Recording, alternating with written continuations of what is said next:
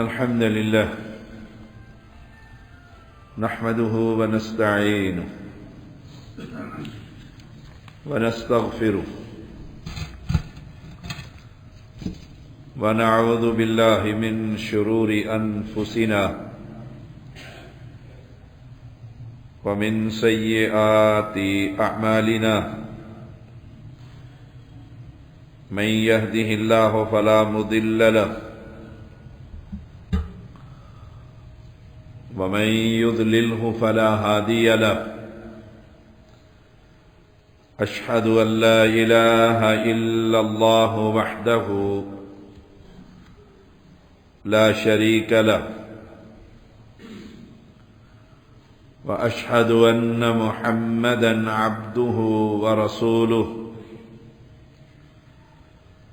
أما بعد فإن خير الحديث كتاب الله وخير الهدي هدي محمد صلى الله عليه وسلم وشر الأمور محدثاتها وكل محدثة بدعة وكل بدعة ضلالة وكل ضلالة في النار. اللهم صل على محمد وعلى آل محمد كما صليت على إبراهيم وعلى آل إبراهيم إنك حميد مجيد. اللهم بارك على محمد وعلى آل محمد كما باركت على إبراهيم وعلى آل إبراهيم إنك حميد مجيد. فأعوذ بالله السميع العليم من الشيطان الرجيم. والذين يبيتون لربهم سجدا وقياما. ہمہ قسم کی تسبیح اللہ وحدہ لا شریک کے لیے، انگن درود و سلام محمد الرسول اللہ صلی اللہ علیہ وسلم پر۔ رمضان المبارک ایک بہت بڑی نعمت ہے۔ اللہ تعالی اس نعمت سے ہمیں فائدہ اٹھانے کی توفیق عطا فرمائے۔ رمضان المبارک عبادت کا مہینہ، اللہ تعالی سے دوستی لگانے کا مہینہ۔ جیسا رسول اللہ صلی اللہ علیہ وسلم کو ایک صحابی نے رات کے وقت پانی کا بندوبست کیا، وضو کروایا، آپ کی خدمت کی۔ آپ نے فرمایا مانگ کیا مانگتے؟ عرض کی اللہ کے پیغمبر جنت میں آپ کا پڑوس مانگتا۔ اور کچھ مانگ لو۔ عرض کی اللہ کے پیغمبر بس جنت میں آپ کا پڑوس مل جائے۔ آپ صلی اللہ علیہ وسلم نے فرمایا پھر کثرت سے سجدے کر کے میری مدد کر، کثرت سے سجدے کر، نفل پڑھ، فرائض کا اہتمام رکھ۔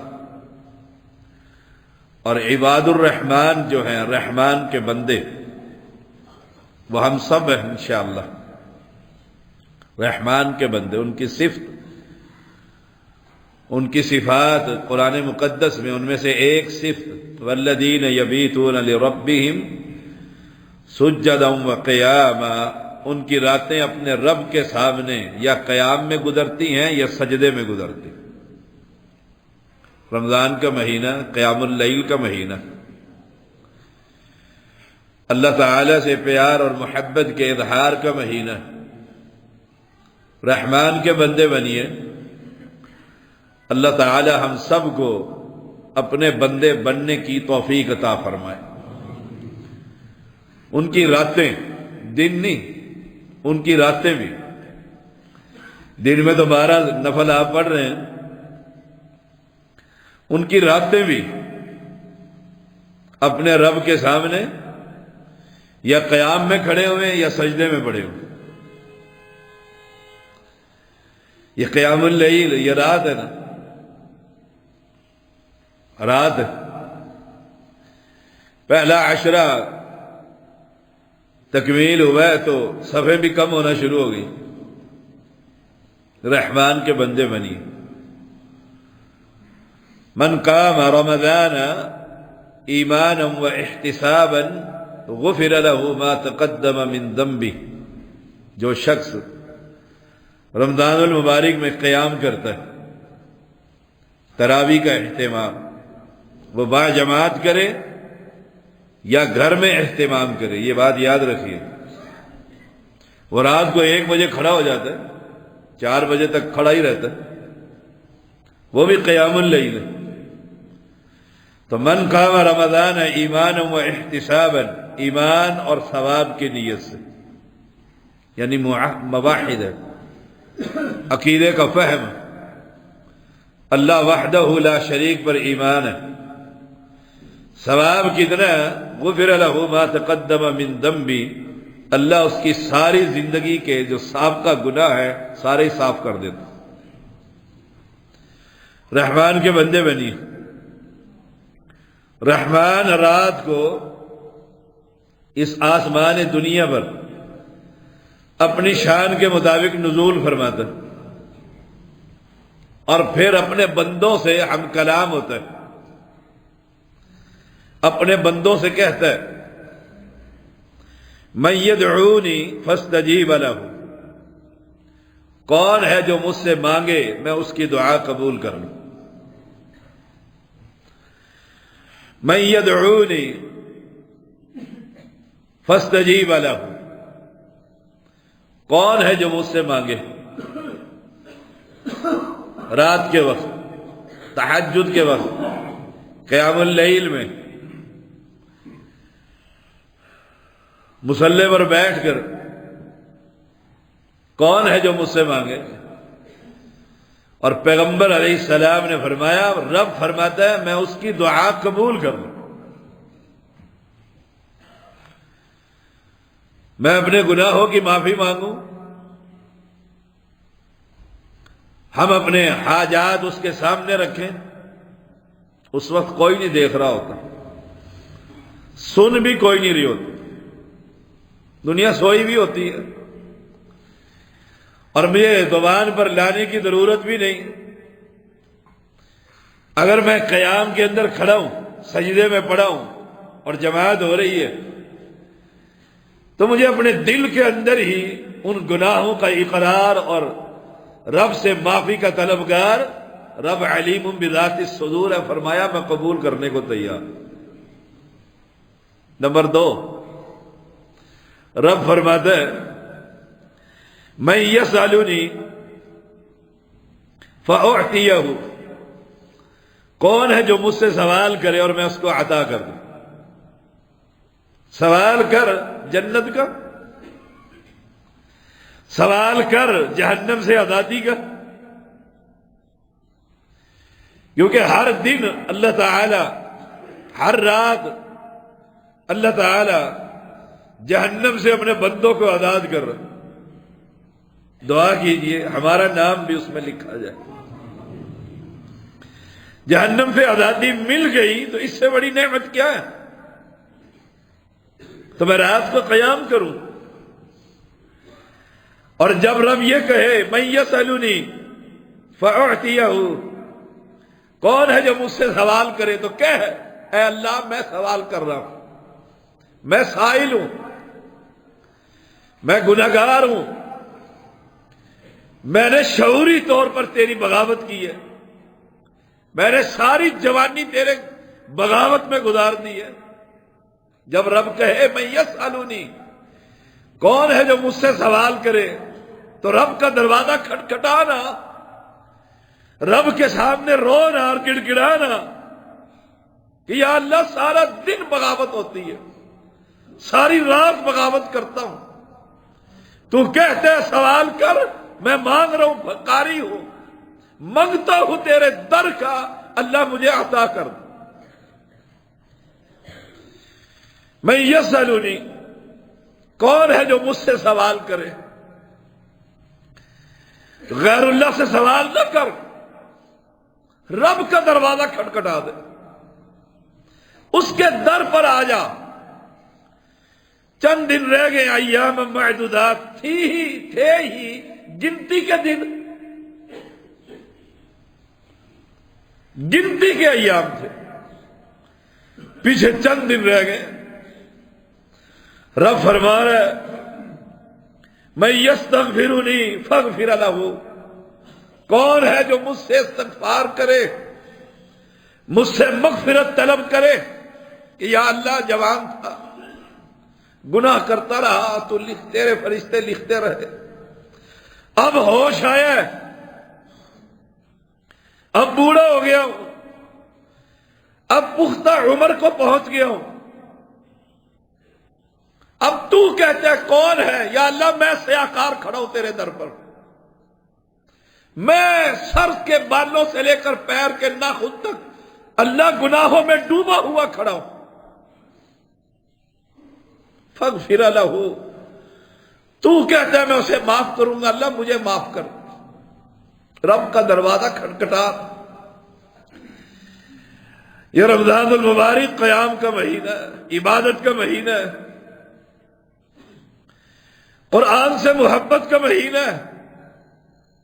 کتنے قرآن پڑھ لیے، سامع نے تو یاد کرنا ہے کہ لقمہ دینا ہے، قاری نے قرآن پڑھنا ہے، جب تک قاری وہ پارا سنا نہ دے اسے سکون ہی نہیں آتا، وہ بار بار پڑھتا ہے، نیند میں اٹھ کر پڑھتا ہے. ہم نے کتنا قرآن پڑھا ہے. اگر میں یہ کہوں کہ کتنے گھنٹے موبائل کو دیکھا ہے اور کتنے گھنٹے رب سے کلام کیے قرآن کی صورت میں. یہ قرآن پڑھنا اپنے مالک سے گفتگو کرنا ہے. یہ قرآن پڑھنا رب سے ہم کلام ہونا ہے کہ رب کا کلام پڑھ رہے ہیں. ربنا ظلمنا انفسنا، جب یہ پڑھتا ہے اے اللہ تو ہمارے گناہ کو بخش دے، ہم نے بڑا ظلم کیا اپنی جانوں پر. جب ہم یہ کہتے ربنا فاغفر لنا، ربنا وآتنا ما وعدتنا، ربنا آتنا فی الدنیا حسنہ، تو رب سے کلام کر رہے ہیں، رب سے باتیں کر رہے ہیں.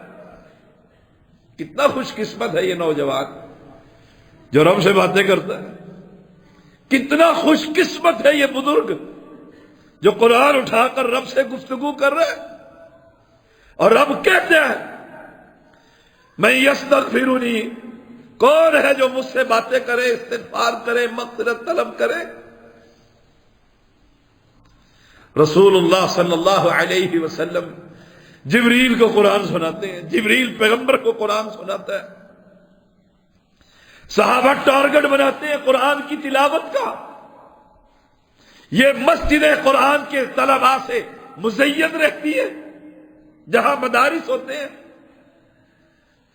یہ قرآن پڑھتے رہتے ہیں. کوئی سبق سنا رہا ہے، کوئی سبکی سنا رہا ہے، کوئی منزل سنا رہا ہے، اللہ کے کلام کی گونج پڑتی رہتی ہے. کوئی صحابی 10 دن میں قرآن مکمل کر لیتے، ڈیلی کے 10 پارے پڑھ رہے ہیں. ہم کتنا پڑھتے ہیں؟ کچھ صحابہ 3 دن میں ڈیلی کے 10 پارے، کچھ صحابہ 10 دن میں ڈیلی کے 3 پارے. ہم کتنا پڑھتے ہیں؟ اور عثمان غنی رضی اللہ تعالی عنہ نے روایت میں آتا ہے ایک دن میں ایک قرآن نہیں، ایک رکعت میں کھڑے ہو کر ایک قرآن مکمل پڑھ لیا۔ سوچئے ذرا، 30 بارے پہلی رکعت ہے، الف لام میم شروع ہو گئے قرآن پڑھنا، والناس مکمل کیا، پہلی رکعت پہ رکوع کر رہے، 30 بارے ایک رکعت میں، اور آپ حیران ہوں گے کتنا لمبا قیام ہوگا۔ اور پھر ہمارے حفاظ کی طرح نہیں، ہماری طرح نہیں کہ شالیمار کی طرح پڑھتے جا رہے، نہیں، صحابہ کا قرآن پڑھنا اور پھر رونا اور سستیاں لینا، انہیں تو سمجھ آتی ہے، وہ تو دیکھ رہے ہیں رب کیا کہہ رہا ہے، دوزخ آ گئی ہے، جنت آ گئی ہے، نعمتیں آ گئی ہیں، رب آ گیا ہے، ایک رکعت میں۔ اور شیخ ابن باز رحمہ اللہ نے جب یہ حدیث بیان کی اپنے طلباء کو کہ عثمان بن عفان رضی اللہ تعالی عنہ نے ایک رکعت میں پورا قرآن پڑھا، ساتھ فرمایا طلباء کو نصیحت کرتے ہوئے اس کا تجربہ کیا گیا، تجربہ کیا اس کا، بس اتنی سی بات۔ تاریخ بدلاتی ہے کہ ایک نوجوان آپ کے ساتھ ہی چل پڑا، جب اکیلے ہوئے تو اس نے پوچھا کہ یہ تجربہ آپ نے کیا؟ اللہ اکبر، نابینا مفتی اعظم سعودی عرب کے بزرگ کہنے لگے ہاں یہ تجربہ میں نے کیا، ایک رکعت میں پورا قرآن میں نے پڑھا، زندگی میں ایک بار۔ ہم رمضان میں پورا قرآن نہیں پڑھ سکتے، زندگی میں ایک بار میں نے پڑھا، لیکن بڑا ہی مشکل ترین مرحلہ تھا، کمال نہیں ہے اللہ کے قرآن سے، کلام سے محبت اور پیار، اور میں پڑھوں ہی نہ، مجھے پڑھنا ہی نہ آئے، میں سیکھوں ہی نہ۔ آپ نے دیکھا ہوگا ائمہ حرم کو جب وہ قرآن پڑھتے داروں کے دار رونے لگ جاتے، کیوں؟ وہ قرآن سمجھتے ہیں، انہیں فہم حاصل ہے کہ قرآن کیا کہہ رہا ہے، قرآن کیا کہتا ہے، ان شجرۃ الزقوم طعام الاثیم، کہ جہنم ایک زقوم درخت ہے، گناہ گاروں کا کھانا ہے۔ وہ رونے لگ جاتے۔ رسول اللہ صلی اللہ علیہ وسلم جن پر قرآن نازل ہوا ہے، جو صاحب قرآن ہے، انہوں نے ابن مسعود رضی اللہ تعالی عنہ سے کہا اقرأ علیہ، مجھے قرآن سناؤ، قرآن سناؤ مجھے۔ عبداللہ رضی اللہ تعالی عنہ نے عرض کی میں آپ کو قرآن سناؤں حالانکہ آپ پر قرآن نازل ہوئے؟ لقمان جا کر بیٹھو، آپ پر قرآن نازل ہوئے، میں آپ کو سناؤں؟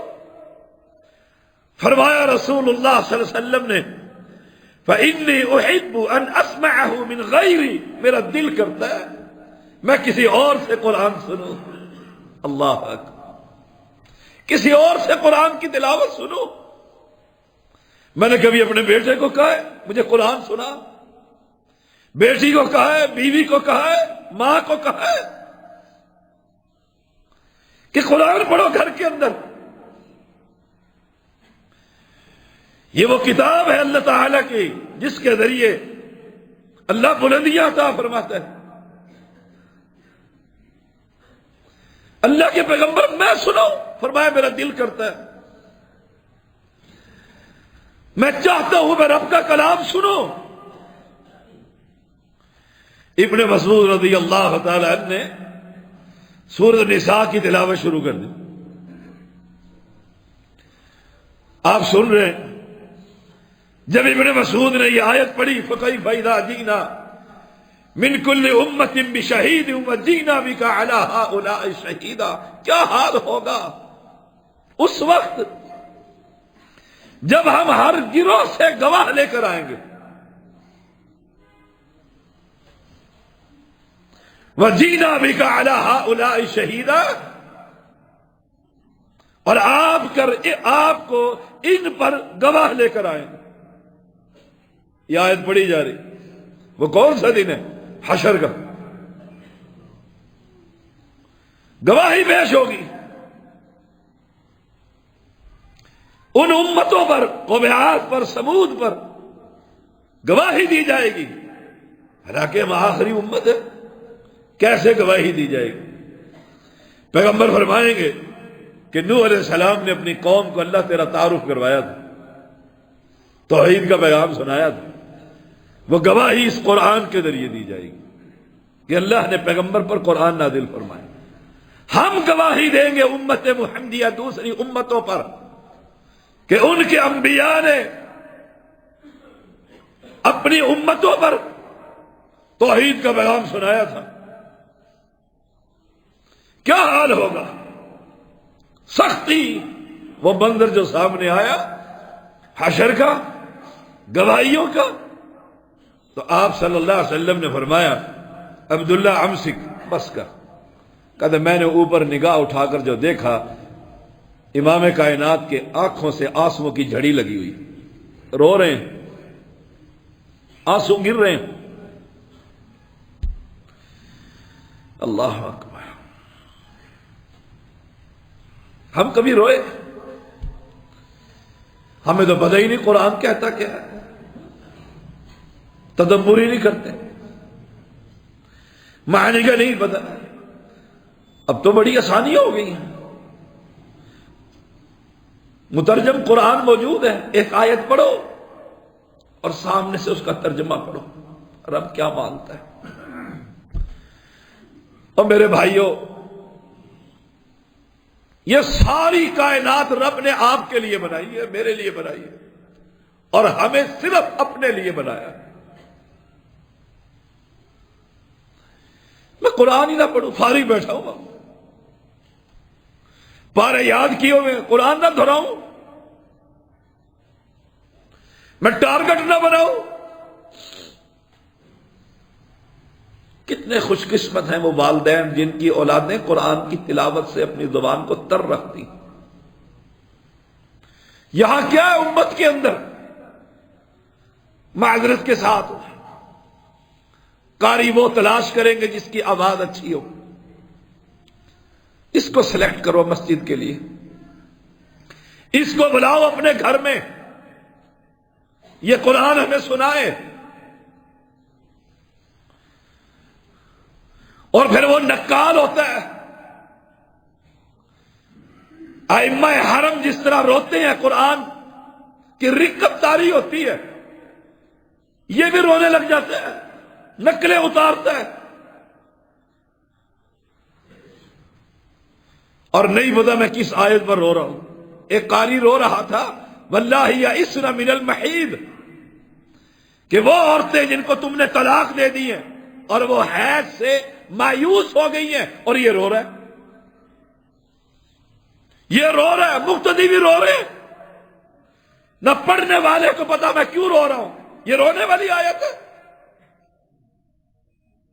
رونے والی آیت ہے، لا یکلف اللہ نفسا الا وسعها لها ما کسبت وعلیہا ما اکتسبت ربنا لا تؤاخذنا، اللہ ہمارا مواخذہ نہ کرنا۔ امی عائشہ نے فرمایا جس کا مواخذہ ہو گیا، مناقشہ ہو گیا، جہنم میں جائے۔ یہ رونے والی آیت ہے۔ کہنے کا مقصد یہ ہے اپنی زندگی میں کوئی انقلاب کی صورت لائیں، رمضان تو آئے گا، جب تک سورج اور زمین قائم ہے رمضان آتا رہے گا۔ ہم ہوں گے ہر رمضان میں؟ کیا گارنٹی ہے؟ ابھی اسلام آباد کا خطیب نوجوان جمعہ پڑھانے نکلا ہے، جمعہ پڑھایا ہے، نماز پڑھائی ہے، ہارٹ اٹیک ہوا ہے، اگلے دن فوت ہو گیا۔ عمر ہی کیا ہے؟ 25 سے 30 سال کا، مدینے سے پڑھ کر آیا ہے۔ یہ اتفاق ٹاؤن آپ کے سر پر ہے، یہاں مسجد بنائی اپنی۔ مجھے کتنی مرتبہ کہا شاہ صاحب آئیے مسجد میں ذرا چکر تو لگائیں، کوئی برکت کا قدم تو رکھیں۔ مصروفیت کی بنا پر نہیں جا سکا۔ جب مجھے یہ ملی کہ یاسین فوت ہو گیا، اللہ اکبر، ہم نے نہیں مرنا؟ ہمارا قرآن سے کیا تعلق ہے؟ قرآن کو پڑھیے۔ اللہ کے پیغمبر علیہ السلام کی داڑھی میں چند بال سفید آ گئے، کہتے ہیں 16 بال تھے یا 18 بال، گنے ہوئے بال تھے، صحابہ گن لیتے ہیں۔ کتنی محبت تھی نبی سے، آپ سوچیں ذرا، کبھی آپ کے بال گنے کسی نے کتنے سفید ہو گئے؟ بیوی جس پر جان دیتے ہو اس سے پوچھو میرے داڑھی میں کتنے بال سفید ہیں؟ صحابہ کی محبت تعداد گن کر بتلائی تاریخ میں کہ اتنے بال پیغمبر کے داڑھی میں سفید تھے، باقی سب کالے تھے۔ آپ سے پوچھا اللہ کے نبی، آپ کے داڑھی پر، آپ کے جسم پر بڑھاپے کے آثار آ رہے، بال سفید ہونے لگے۔ فرمایا میرے ساتھیوں، مجھے سورت ہود نے بوڑھا کر دیا، مجھے سورت مرسلات نے بوڑھا کر دیا، مجھے سورت واقعہ نے بوڑھا کر دیا، مجھے سورت نبا عما یتساءلون عن النبأ العظیم، وہ عظیم خبر جو قیامت کی قائم ہونے والی ہے، اس نے مجھے بوڑھا کر دیا ہے کہ جانا ہے دنیا سے اور رب کی عدالت میں کھڑا ہونا ہے۔ وہ شخص جو جنتیوں کا سردار، نبیوں کا سردار، اس قرآن نے اسے بوڑھا کر دیا کہ وہ سمجھ کر پڑھ رہے ہیں کہ کیسے قومیں تباہ ہوتی ہیں، کیسے رب کا عذاب آتا ہے۔ کوئی رب کے سامنے کوئی گریہ زاری کرو، بھلا یہ موسم ہے بارش برسنے کا، پنجاب کے اندر اولے پڑ رہے ہیں، فصلیں تباہ ہو رہی ہیں،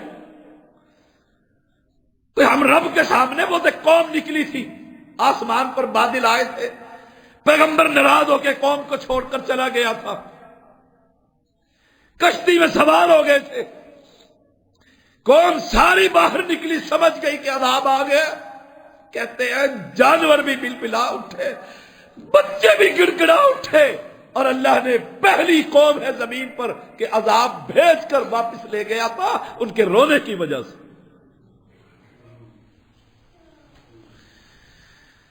ہمارا رب سے تعلق کیا ہے؟ یہ رمضان المبارک ہے۔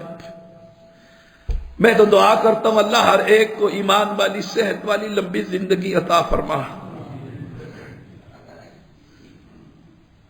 اسے اگلا رمضان بھی نصیب فرما، کثرت سے رمضان اس کی زندگی میں آئے، لیکن رمضان آنے کے بعد کوئی تبدیلی تو آئے، کوئی انقلاب تو آئے، کوئی بدلے تو صحیح۔ یہ اعتکاف میں لوگ بیٹھتے ہیں مساجد میں، 10 دن پورا بیٹھیں گے، 7 دن بیٹھیں گے، کوئی 3 دن بیٹھے گا، جیسے آیا تھا اگر ویسے ہی چلا گیا، ویسے ہی چلا گیا، کوئی فائدہ ہے بیٹھنے کا؟ بیوی اس لیے بیٹھ رہی خاوند سے تنگ ہے، خاوند اس لیے بیٹھتا ہے بیوی سے تنگ ہے، اولاد اس لیے بیٹھ رہی ہے ماں باپ سے تنگ ہے، جی مجھے اعتکاف چڑھا ہے۔ اعتکاف کا معنی کوئی تبدیلی، اللہ کے گھر میں آیا ہے کچھ لے کر ہی نہ جائے۔ اور بڑے آدمی کے دروازے پر جاؤ وہ بغیر چائے پلائی نہیں بھیجتا، میں اللہ کے گھر میں آیا ہوں اعتکاف کرنے کے لیے،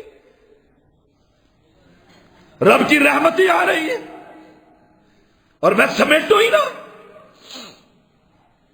اہل ایمان، آخری بات،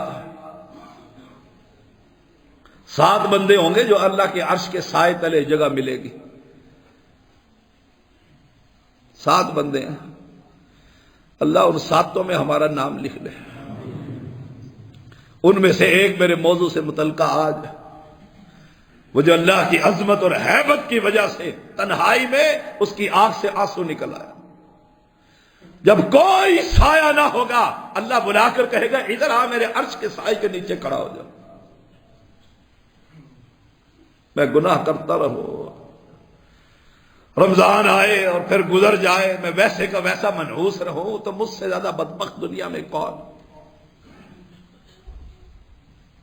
اللہ سے اپنے گناہوں کی معافی مانگیے، گڑ گڑائیے اور قیام کیجئے، قرآن پڑھیے، صدقہ کیجئے، رمضان میں کچھ سمیٹیے۔ اللہ مجھے اور آپ کو توفیق